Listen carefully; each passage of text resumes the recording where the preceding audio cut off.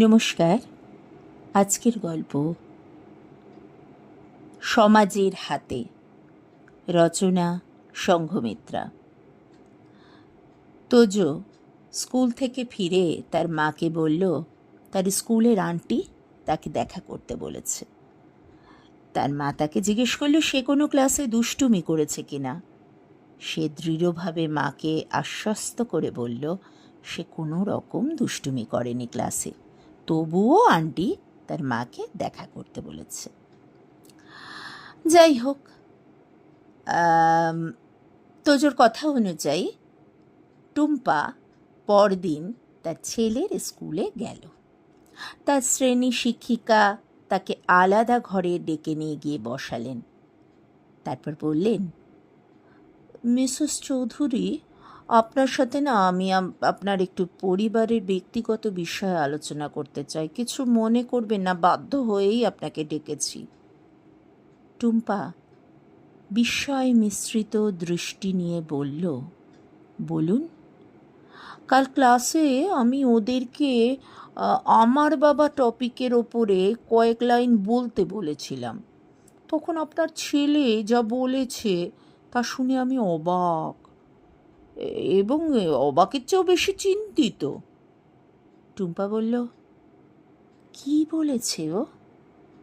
ও বলেছে আমার বাবার নাম শ্রী পবিত্র চৌধুরী, তিনি অফিসে চাকরি করেন, প্রতিদিন রাতে আমি বাবার কাছে শুই আর ওর ছোটো বোন মার কাছে শোয়। আরও বলেছে মানে বাবার জন্য আমার রাতে ঘুম হয় না। কেন? ওর বাবার জন্য ঘুম না হওয়ার কারণ কি?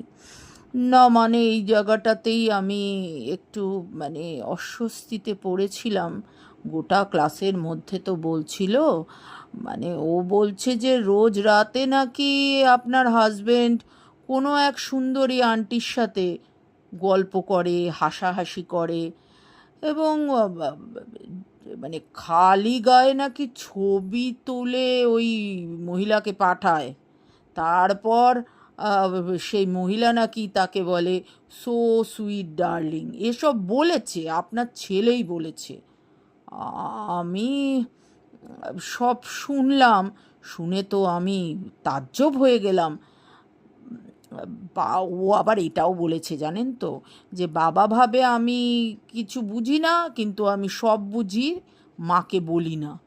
মা যদি বাবাকে বকে, তারপর যদি বাবা আমাকে মারে, এসব বলেছে। শিক্ষিকার কথায় টুম্পার মাথায় আকাশ ভেঙে পড়ল। সে তার কথা শেষ হওয়ার পর মুখে মিথ্যে হাসি এনে তাকে বলল, এই বাবা ম্যাম, এসব বানিয়ে বানিয়ে বলেছে। আজকালকার বাচ্চা বোঝেনি তো, টিভিতে এত সিরিয়াল হয় এই ধরনের, এগুলো সব টিভি দেখার ফল, বুঝেছেন? আমরা চারজনেই একসাথে শুই, এসব বানানো কথা। আপনি ওর কথা বিশ্বাস করবেন না, আমি আপনাকে কথা দিয়ে গেলাম, ও টিভি দেখা আমি বন্ধ করে দেব। হ্যাঁ, টিভি দেখেছে। শুনুন, কিছু মনে করবেন না, আমার তো কোনো স্বার্থ নেই। বাচ্চার মুখে এই ধরনের কথা আমি ঠিক মেনে নিতে পারছিলাম না। ঠিক আছে, এতটুকু বাচ্চা এতটা বানিয়ে বলতে পারে, আপনিও একটু খোঁজ খবর নিন। যাকগে, আপনার ব্যক্তিগত ব্যাপার, আমি এর মধ্যে নাক গলাতে পারি না। ঠিক আছে, নমস্কার, ভালো থাকবেন। বাড়ি ফিরে সারাদিন কোনো কাজে মন দিতে পারল না টুম্পা। শ্বশুর শাশুড়িকে খাবার টেবিলে খাবার পরিবেশন করতে গিয়ে অন্যমনস্কভাবে তার হাত থেকে কাঁচের গ্লাসটা পড়ে ভেঙে গেল। শাশুড়ি হুঙ্কার দিয়ে বলে উঠল, তোমার কি হয়েছে? কি হয়েছে আজ? আবোল তাবোল রান্না করছো, সবেতে এক গাদা নুন দিয়ে ভরিয়ে রাখছো। বলেছিলাম বাজার থেকে চুনো মাছ আনতে, চুনো মাছ আনতে বলেছিলাম, নিয়ে এলে পাকা রুই। হ্যাঁ, আমি বললাম তোমার শ্বশুর মশাই ছোট মাছ খেতে ভালোবাসে, আর তার খাওয়া উচিত, বয়স তো বাড়ছে, পাকা মাছ খেলে কোলেস্টেরল বেড়ে যাবে। আমারও তো বেড়ে যাবে, আমারও তো বয়স হচ্ছে নাকি। আর লাউটা, এই লাউটা কি বানিয়েছো? হ্যাঁ, কি বানিয়েছো? এটা নাকি, এটা লাউ ঘন্ট হয়েছে না চাটনি হয়েছে? হ্যাঁ, এক কাঁড়ি মিষ্টি দিয়ে রেখেছো।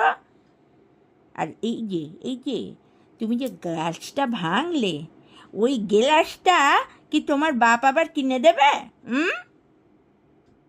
বাবার প্রসঙ্গ তুলে কথা বলায় টুম্পা তার মাথা ঠিক রাখতে পারল না। সেও অত্যন্ত রেগে বলে উঠল, মা, আপনি আমার বাপের বাড়ি নিয়ে কখনো খোঁটা দেবেন না, আমি আপনাকে সাবধান করে দিচ্ছি। শ্বশুর তার এই ধরনের কথায় রেগে গেল। টুম্পা, তোমার এত বড় সাহস! দাঁড়াও, আজ আমার ছেলে আসুক, তোমার কি হাল করি দেখো। টুম্পা বলল, আজ আপনার ছেলে আসুক, তার আমি কি হাল করি দেখুন। কি, এত বড় আসপর্দা? ঘর থেকে বার করে দেব। টুম্পা বলল, সে আমি এমনিই চলে যাব, আপনাদের ছেলে যা গুল খিলাচ্ছে এটা আমি মেনে নেব না। কি করেছে শুনে? আমার বাবু সোনা কি করেছে?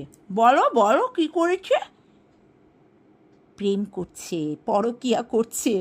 আজ ওর স্কুলের টিচার আমাকে ডেকে যা নয় তাই বললেন।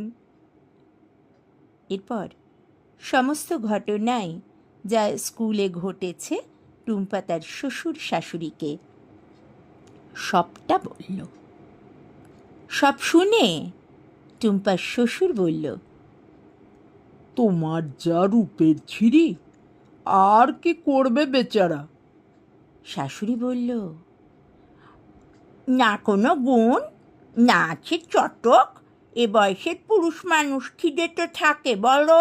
হ্যাঁ, সে তো থাকেই। আর কি কি করবে ও? বাবু দিনের পর দিন আলাদা ঘরে কাটায়, আর তুমি আলাদা ঘরে। তার কি চাহিদা হয় না? কেমন করে চলতে হয় তাও তো জানো না। হ্যাঁ, আর কেমনভাবে সেজে গুজে থাকলে আমার ছেলেটার একটু ভালো লাগবে সেটাও তো বোঝো না। টুম্পা অবাক হলো এসব যুক্তি শুনে। সে প্রতিবাদ করল না। দুটি ছেলে মেয়ে হওয়ার পর সংসারে বাজার করা, রান্না করা, আর কি আর কি থাকে শরীরের পর? এই খাটনির পর স্বামীর কাছে নিজেকে আকর্ষণীয়ভাবে পরিবেশন করতে হয়, সে দায়িত্বও যে তার আছে এটা সে বোঝেনি। শ্রম দিয়েছে এই সংসারে, দিয়েছে দুটো ফুলের মতো সন্তান, আন্তরিকতা, বয়স্কদের করেছে যত্ন, স্বামীকে দিয়েছে শরীরের ছোঁয়া, সোহাগ, সব কিছু। এরপরেও কি আরও কিছু দিতে লাগে? আর এই যে শ্বশুর শাশুড়ি, পুত্রবধূর রাত্রিবাসের গল্প এরকম নির্দ্বিধায় বলতে পারে, তার এটা অজানা ছিল। খুব খুব নোংরা মনে হলো টুম্পার। শাশুড়ির কথাগুলো সে তাই চুপচাপ গলায় কান্না চেপে নিজের ঘরে গিয়ে শুয়ে পড়ল। দুপুরে খেলেও না। রাত্রে পবিত্র অফিস থেকে ফেরার পরে সাথে সাথে তার মা তাকে সকালের সব গল্প করল। টুম্পা ঘরে শুয়েছিল, সারা দিন পেটে এক দানাও পড়েনি। পবিত্র তার মায়ের কাছে সব গল্প শুনে ঘরে ঢুকে টুম্পার চুলের মুঠি ধরে হিড়হিড় করে টেনে নিয়ে এলো বাইরের ঘরে। টুম্পা অন্যমনস্ক হয়ে শুয়েছিল। এরকম আক্রমণে প্রস্তুত ছিল না সে, তাই সে চিৎকার করে কেঁদে উঠল, ও মা গো, মা, মরে গেলাম, মরে গেলাম, ছাড়ো। ঠিক তখনই পবিত্র তার মুখে মারল এক চড়। পায়ের ভারী বুট খুলে মাথায় গায়ে কোথাও বাদ রাখলো না আঘাত করতে। বাচ্চা দুটো তার বাবার এমন ভয়ঙ্কর রূপ দেখে খাটের তলায় গিয়ে লুকোলো। টুম্পা বলল, বাইরে প্রেম করছ আর ঘরে বউ পেটাচ্ছ। ফেসবুকের ওপেন পেজে মেয়েটার হাতের ওপর হাত রেখে ছবি দিচ্ছ, ওপেন পেজে জড়িয়ে ফটো দিচ্ছ, সব দেখেছি আমি। ভেবেছ কি